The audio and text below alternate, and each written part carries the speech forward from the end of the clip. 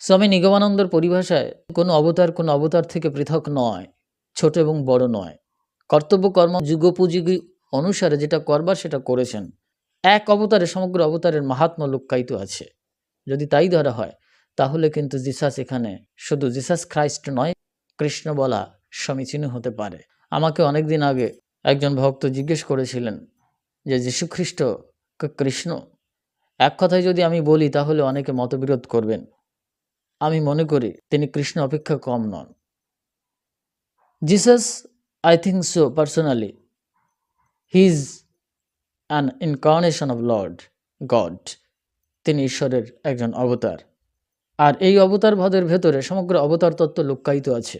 যেমন আমরা একটা অ্যাটমিক কণাকে ভাগ করি, সেই জন্য পরমপিতার পরমাত্মার যে প্রকাশস্বরূপ পুত্রস্বরূপ এসছেন, আসলে তিনি পরমপিতার সেই অদৃশ্য বস্তুর প্রকাশ রূপ, প্রকট রূপ।